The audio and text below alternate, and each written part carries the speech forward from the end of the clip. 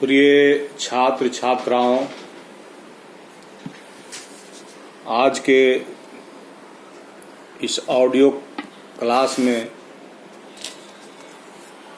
हम आप सबका स्वागत करते हैं।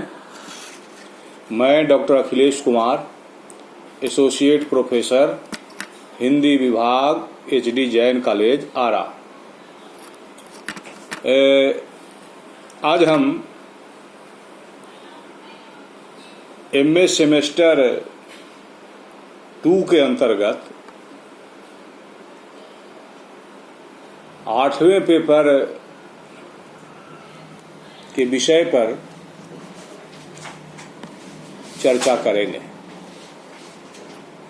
पाठ्यक्रम के 8वें पेपर में अस्मिता मूलक विमर्श दिया गया है और बहुत सारे पाठ दिए गए हैं। चूंकि वीर कुंवर सिंह विश्वविद्यालय में इस नए पाठ्यक्रम की पढ़ाई पूर्व में नहीं होती थी, इसीलिए यह विषय छात्रों के साथ साथ शिक्षकों के लिए भी नया है। इसलिए छात्रों के साथ साथ शिक्षकों को भी अध्ययन अध्यापन में परेशानी होती है। हम चूंकि यह अस्मिता मूलक विमर्श है, तो सबसे पहले यही समझना उचित होगा कि अस्मिता है क्या, अस्मिता की क्या अवधारणा है और अस्मिताओं का संघर्ष क्यों होता है। अस्मिता अंग्रेजी के आइडेंटिटी शब्द का अनुवाद है, जिसके कई अर्थ दिए गए हैं। अहम भाव, अपनी सत्ता का भाव, अपना आपा, अहंकार, अभिमान आदि आदि। मेरी दृष्टि में अस्मिता का स्वाभाविक अर्थ पहचान है, अस्तित्व है। इस संसार में हर प्राणी का अपना अस्तित्व है और प्राणी जब हम कहते हैं तो उसमें मानव और मानवेतर प्राणी भी सम्मिलित हैं। हर प्राणी का अपना अस्तित्व है, अपनी पहचान है, अपना आत्म गौरव है और जब उस पहचान पर चोट होती है तो प्रतिकार का भाव स्वाभाविक रूप से प्राणी में पैदा होता है। कुछ प्रतिकार हृदय के अंदर ही कुंभलाकर रह जाते हैं, कुछ सामान्य रूप से बाहर आते हैं और कुछ उग्र रूप से बाहर आते हैं। यह बाहर आने का जो क्रम है, यह उसके अस्तित्व पर, उसकी पहचान पर, उसकी सत्ता पर किस प्रकार की चोट की गई है, इस पर निर्भर करता है। हम कई उदाहरण इसके देख सकते हैं। अब जैसे सांप है, उस पर हमारा पांव पड़ता है तो वह फन निकालता है। स्वाभाविक है कि पैर पड़ने का मतलब उसके पास यह समझ नहीं है कि जानबूझकर पैर दिया गया या अनायास दिया गया।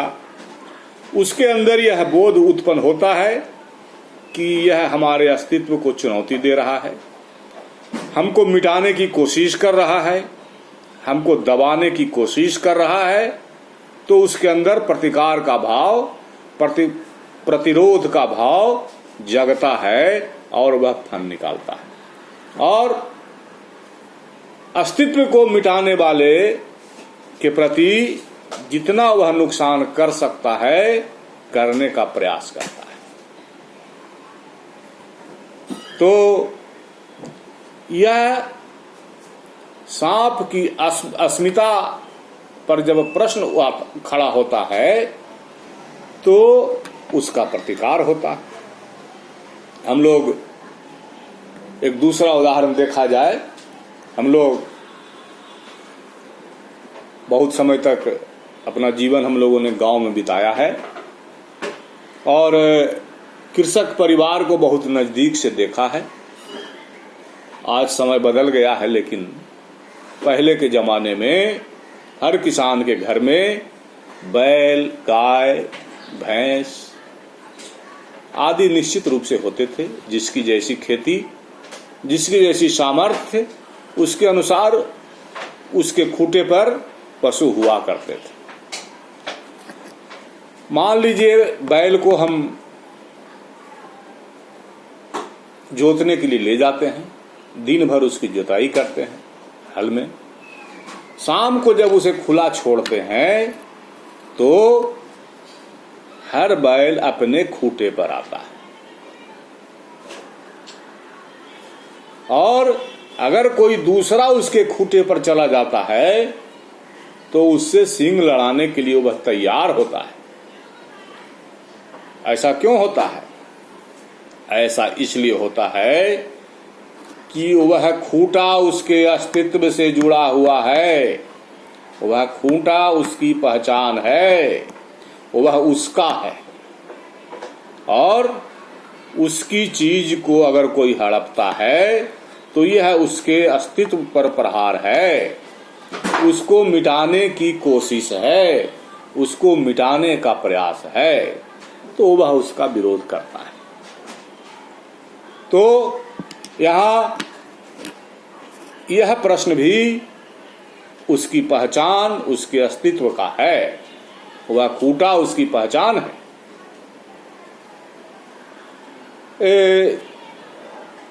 तो इस संसार में हर प्राणी की अपनी पहचान है और अस्मिता का जो संघर्ष है वह चिरंतन है। सृष्टि के साथ ही यह संघर्ष शुरू हुआ है और सृष्टि तक यह संघर्ष रहेगा। हर प्राणी ऊपर उठना चाहता है, अपनी अस्मिता को बढ़ाना चाहता है और किसी प्राणी का ऊपर उठने का मतलब है दूसरे की अस्मिता को नीचे होना। तो यह ऊपर नीचे का खेल जो है चलता रहता है, निरंतर रूप से चलता रहता है। और ऊपर उठने वाले भी समाज में होते हैं, उठने से उनको गिराने वाले भी समाज में होते हैं, पहचान मिटाने वाले भी होते हैं। कुछ अस्मिताओं का मिट जाना उचित होता है, जो मानवता के हित में न हो वैसी अस्मिताएं के होने का कोई मतलब नहीं है। आगे हम उदाहरण से समझाने की कोशिश करेंगे। अब जैसे रामायण में अंगद के साथ रावण का जो वार्तालाप है, जिसमें अंगद ने कई बातें ऐसी कही जो रावण के अस्मिता पर चोट करती है। तो कहीं अस्मिता पर चोट करना उचित भी होता है, जो मानवता का शत्रु हो जाए, मनुष्यता जिससे कलंकित होने लगे, उसकी अस्मिता को मिटा देना, उसकी अस्मिता को कम कर देना कहीं से भी त्रुटिपूर्ण नहीं माना जाएगा। अब हम अस्मिता के कुछ और उदाहरण साहित्य से देने की कोशिश करेंगे ताकि हमारे छात्र आसानी से समझ सकें। अब देखिए, रामायण में राम के राज्याभिषेक का प्रसंग है। राजा दशरथ राम को राजगद्दी सौंपने जा रहे हैं। कैकेयी जो है अपने 2 वरदान मांग करके उस राज्याभिषेक को पलट देती है। कैकेयी ऐसा क्यों करती है? यहां भी अस्मिता का प्रश्न है। कैकेयी राजा दशरथ की सबसे चहेती रानी थी, युद्ध में साथ जाने वाली रानी थी। राजा ने प्रसन्न होकर उन्हें वर दिए थे। तो यहां एक माता जो है, माता का हृदय हमेशा अपने पुत्र को सबसे आगे देखना चाहता है। कैकेयी के प्रसंग में कैकेयी के अंदर भरत के प्रति मोह उत्पन्न होता है। वह अपने पुत्र को ही राजा देखना चाहती है। यह उसकी अस्मिता का प्रश्न है, उसकी अस्मिता से जुड़ा हुआ है। भले ही मर्यादा की दृष्टि से और राजतंत्रीय व्यवस्था की दृष्टि से वह उचित हो या न हो, लेकिन अपने अधिकार को बढ़ाना, अपने मान सम्मान को बढ़ाना, अपनी अस्मिता को ऊपर ले जाना हर प्राणी चाहता है। कैकेयी का भी यह प्रयास रहा, भले ही यह दुष्प्रयास बड़ा नुकसान दे गया। अब देखें दूसरा उदाहरण, महाभारत में कौरवों और पांडवों का संघर्ष क्या है? अस्मिता का संघर्ष। जो योग्य है उसको शासन नहीं मिल रहा है, और जो अयोग्य है वह शासन पर कब्जा जमाए हुए है, और वह अयोग्य किसी भी हाल में सुई की नोक के बराबर भी जमीन देने को तैयार नहीं है।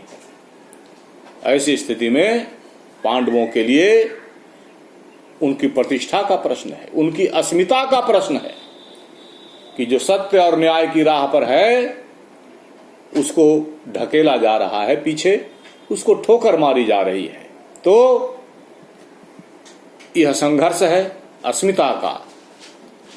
महाभारत का जो युद्ध है वह अस्मिता का संघर्ष है, न्याय और अन्याय का युद्ध है, जिसमें अन्यायी जो है वह आगे है और न्याय जिसके पक्ष में है वह हाशिए पर है। तो स्वाभाविक है, जिसमें क्षमता है वह प्रतिरोध करेगा, जिसमें क्षमता नहीं है वह चुप रहेगा या सामने विरोध नहीं करेगा, पीछे कुछ कहेगा।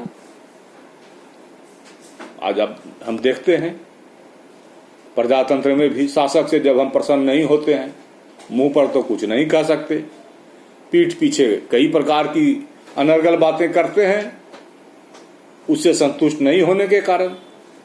तो महाभारत का जो कौरव और पांडव का संघर्ष है वह अस्मिता का संघर्ष है, अस्तित्व का संघर्ष है, पहचान का संघर्ष है, अपने को ऊपर बताने का संघर्ष है।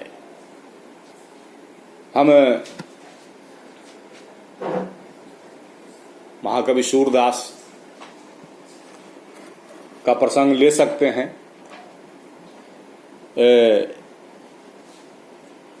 बालक कृष्ण माता जसोदा से शिकायत करते हैं, मैया मोहि दाऊ बहुत खिझायो, मोसो कहत मोल को लीनो तोहे जसुमति कब जायो। बड़ा भारी सवाल है। किसी बालक से उसकी मां को छीन लेना, उसकी अस्मिता को मिटा देना है।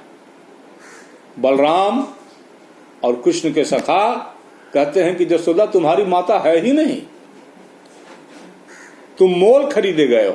गोरे नंद जसोदा गोरे तुम कत श्यामल गात। नंद और जसोदा तो गोरे हैं, तुम काले हो, सांवले हो, तुम जसोदा के पुत्र नहीं हो।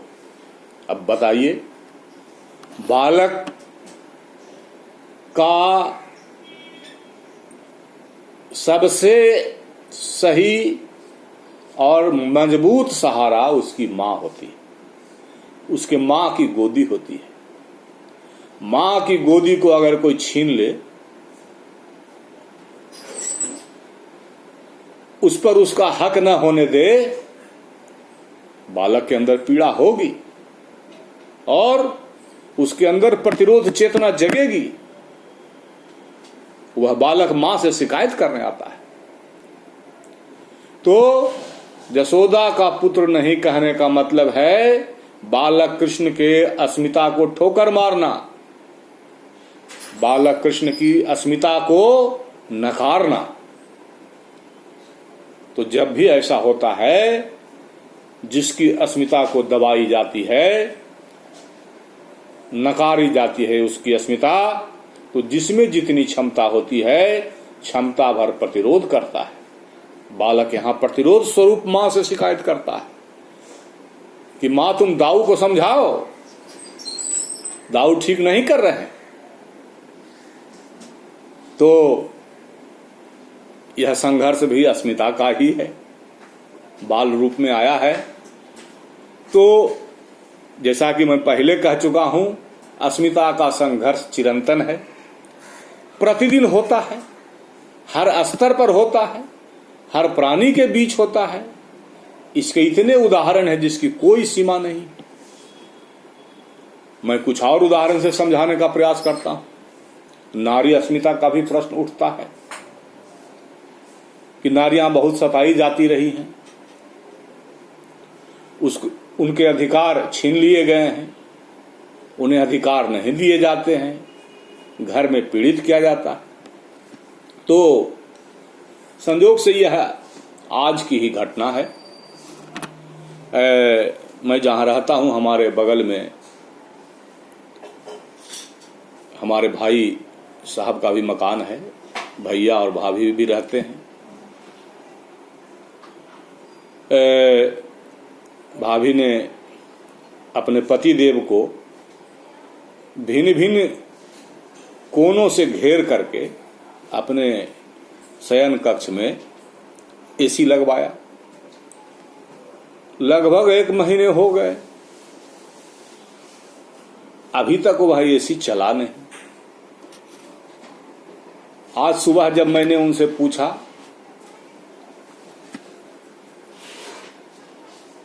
कि एसी का के आनंद ले रहा है ना, उनका जवाब था कि चलते हल तो पानी गिरते हल ना। ये मर्द जो है सब पर ताला लगा के बैठा रहता है,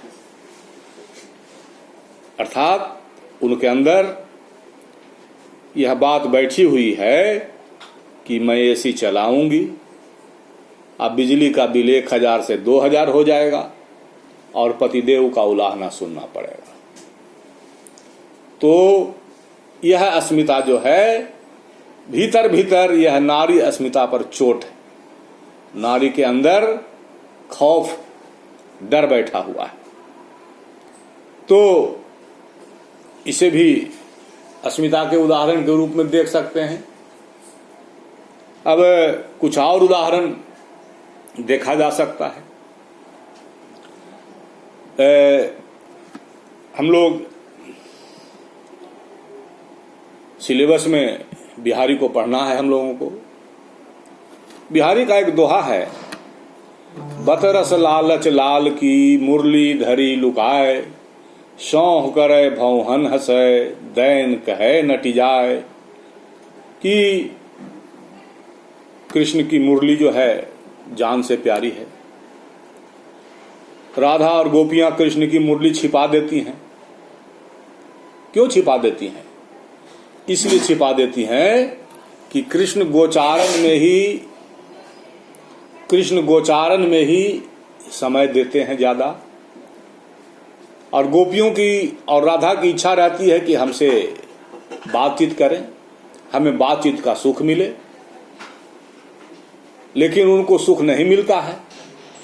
तो प्रतिरोध स्वरूप यह सोचकर कि हमारी अस्मिता को स्वीकार नहीं किया जा रहा है, हमको भाव नहीं दिया जा रहा है, हमारी भी सत्ता है, हमारे अंदर भी क्षमता है, हम भी आपको सिखा सकते हैं, मुरली छिपा लेती है। अब कृष्ण खोजते हैं, मुरली मिलती नहीं है। बहुत कहने पर मिलती है, तो मिलती है तो इस बीच में वार्तालाप का मौका मिलता है, बातचीत का रस प्राप्त होता है, जिस रस को प्राप्त करना चाहती थी राधा और गोपियां। तो प्रतिरोध का, अस्मिता को नकारने के कारण प्रतिरोध का एक यह भी रूप है। अब हमारा देश 1947 में आजाद हुआ, लंबा संघर्ष चला। वह संघर्ष क्या था? दूसरा देश हमारे ऊपर शासन कर रहा था, हमारे अस्तित्व को दबाए हुए था, हमारे अधिकार को दबाए हुए था, जबकि बहुत बड़ी आबादी थी। राजनेता जागृत हुए, समाज सेवी जागृत हुए, सेनानी जागृत हुए, समूचा देश जागृत हुआ, प्रतिरोध का भाव पैदा हुआ। प्रतिरोध के भाव की चिंगारी जो है वह बलवती हुई। अंग्रेजों को हमारा देश छोड़कर जाना पड़ा। तो यह प्रश्न भी अस्मिता का है।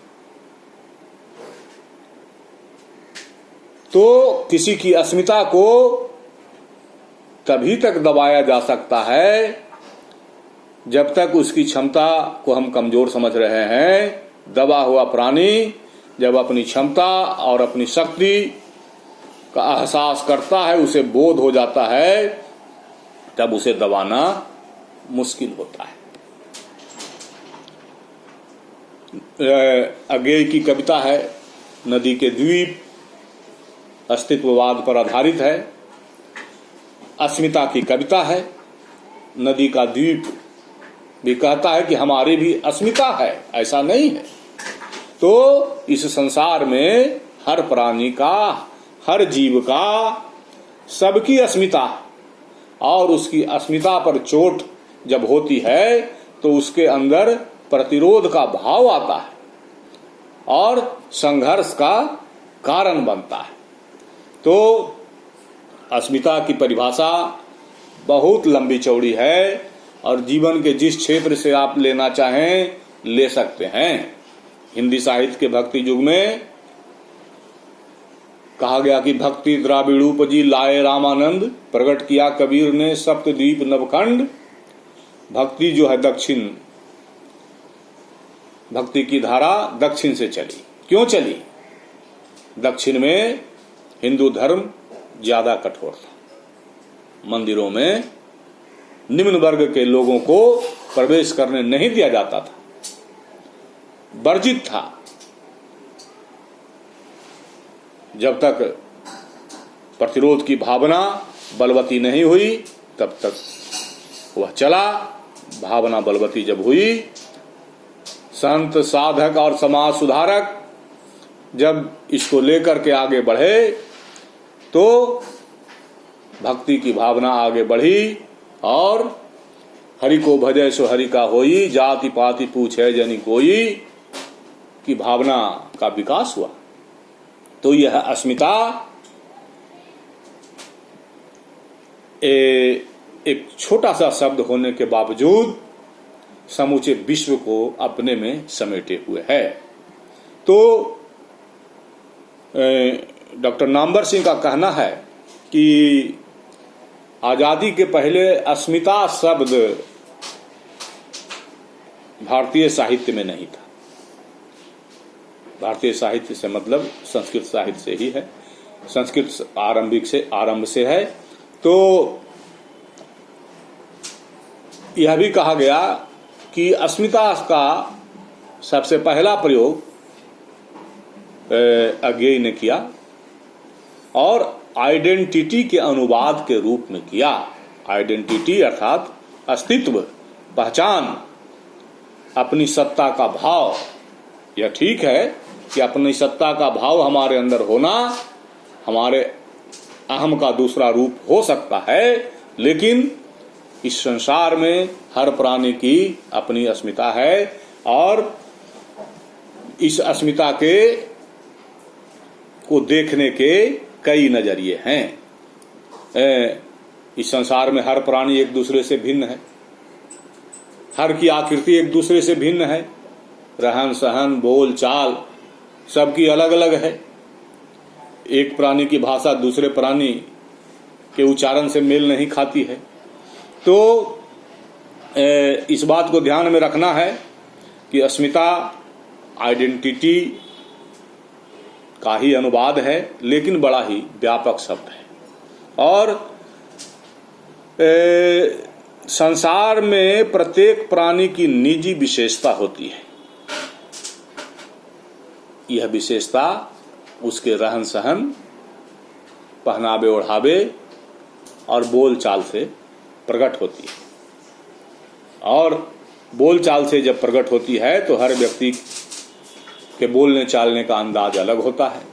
वह बोल चाल का अंदाज अलग होने का, उसकी अस्मिता अलग अलग होने का आधार होता है। एक पढ़ा लिखा वर्ग है, वकीलों का समुदाय है, तो अदालत की भाषा अलग होती है। राजनेताओं की भाषा है वह अलग होती है। जैसे ही आप कहेंगे बहनों और भाइयों, अधिकांश लोग समझ जाएंगे कि हमारे प्रधानमंत्री बोल रहे हैं। बहुत सारे लोग ऐसा कह के उनकी नकल उतारते हैं। तो यह उनकी पहचान है। जब कहेंगे सुअर चराने वालों, भेड़ चराने वालों, बकरी चराने वालों, किसकी भाषा है? यह लालू जी की भाषा है। तो राजनेताओं की भी अपनी अलग पहचान होती है, अपनी अलग अलग भाषा होती है, अपने स्तर की अस्मिता होती है, क्योंकि हर राजनेता अलग अलग क्षेत्र से आता है, अलग अलग जगह का होता है। उसका रहन सहन, परिवेश, उसकी राजनीति भिन्न भिन्न प्रकार की होती है। तो संसार में प्रत्येक प्राणी की निजी विशेषता होती है, जो हमने भी बताया अंतर करके दो राजनेता का। तो इसी तरह से और भी देख लीजिए, अगर अभिनय जगत से देखा जाए तो जैसे ही खामोश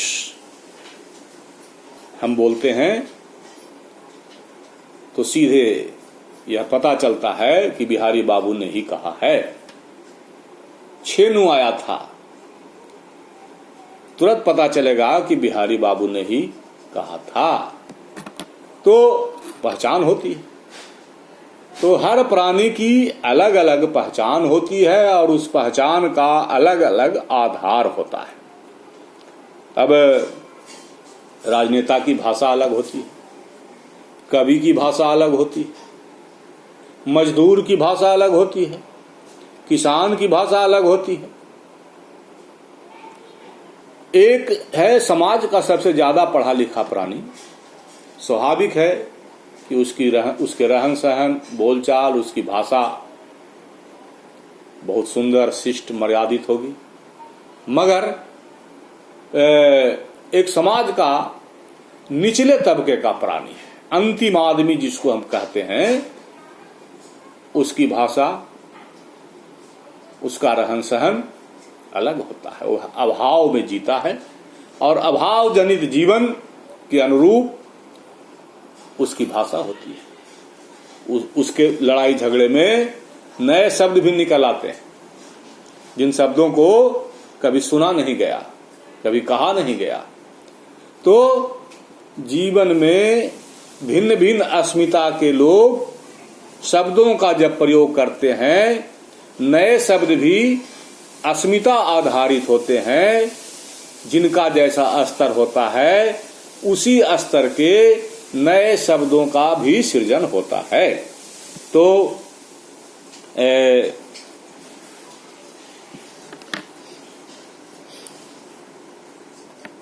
भाषा को हम या प्राणी की अस्मिता को हम कई आधारों पर देख सकते हैं। मनोवैज्ञानिक आधार पर देखेंगे कैसी भाषा बोलता है, उसका रहन सहन कैसा है। भौगोलिक आधार पर देखेंगे तो जो प्राणी जहाँ रहता है, पहाड़ी इलाके में रहेगा तो उसके अनुसार शब्द प्रयोग करेगा, ठंडे प्रदेश में रहेगा तो उसके अनुसार शब्द प्रयोग करेगा। वकील की भाषा वकील के अनुरूप होगी, राजनेता की भाषा राजनेता के अनुरूप होगी, आम आदमी की भाषा आम आदमी के अनुरूप होगी, व्यवसायी की भाषा व्यवसायी के अनुरूप होगी। और क्रिमिनल जो होते हैं उनकी भी भाषा अलग होती है। बम को रसगुल्ला कहते हैं। तो इस तरह से अस्मिता जो है हर प्राणी की अलग अलग प्रकार की होती है। और इस संसार में प्रतिदिन निरंतर अस्मिता का संघर्ष चलता है। यह संघर्ष घर से शुरू होता है, गांव में जाता है, समाज में जाता है, राज्य स्तरीय होता है, देश स्तरीय होता है, और फिर जो है वह अंतर्राष्ट्रीय भी होता है। यह संघर्ष चिरंतन है। एक हर प्राणी ऊपर उठना चाहता है और एक वर्ग है जो उसको उठने नहीं भी देना चाहता है। जो ऊपर उठा हुआ वर्ग है वो नीचे वाले को ऊपर उठते हुए देखना नहीं चाहता है। नीचे वाला जब ऊपर होगा तो ऊपर वाले का कद कमता है। तो इस तरह से हमारे समाज में अस्मिता का संघर्ष जो है वह चलता रहता है। और यह संघर्ष कई स्तरों पर होता है। यह संघर्ष अंतर्मुखी भी होता है, बहिर्मुखी भी होता है, और व्यक्तिगत स्तर पर संघर्ष होता है, परिवार के स्तर पर संघर्ष होता है, समाज के स्तर पर संघर्ष होता है, गांव के स्तर पर संघर्ष होता है। यह चिरंतन संघर्ष है। ऊपर बढ़ने की लालसा और ऊपर ना बढ़ने देने का संघर्ष, दोनों संघर्ष चलता है। और यह संघर्ष ही जीवन है, और यह संघर्ष ही जीवन है। और अस्मिता का प्रश्न चिरंतन है, आरंभ से है, आज भी है, आगे भी रहेगा, इसमें कोई संदेह नहीं है। हम आगे जब अस्मिता के अन्य बिंदु को लेकर के आएंगे तो और भी चर्चा करेंगे। आज हमें मोटे तौर पर यह समझाना था कि अस्मिता क्या है। अस्मिता प्राणी की पहचान है, और हर प्राणी की अपनी पहचान होती है, अपना स्टेटस होता है। और उसके स्टेटस से अगर कोई नीचे उसको उतारना चाहेगा तो वह शक्ति भर उसका विरोध करता है। और प्राणी अपने स्तर को हमेशा ऊंचा उठाना चाहता है। तो अस्मिता का संघर्ष निरंतर चलने वाला संघर्ष है। यह गरीब जो है अमीर होना चाहता है, और अमीर उसको अमीर होने नहीं देना चाहता, क्योंकि जब गरीब अमीर हो जाएगा तो अमीरों का कद छोटा हो जाएगा। तो यह संघर्ष मानवता का संघर्ष है, मानव जीवन का संघर्ष है। अस्मिता का संघर्ष निरंतर है, और यह संघर्ष निरंतर चलता रहेगा। हम समझते हैं आज के क्लास के लिए अस्मिता क्या है और दायरा इसका क्या है, इस व्याख्यान के मतलब माध्यम से इसका बोध हो गया होगा। आगे हम दूसरे विषय पर अपने व्याख्यान को लेकर के उपस्थित होंगे। आज के लिए इतना ही। धन्यवाद।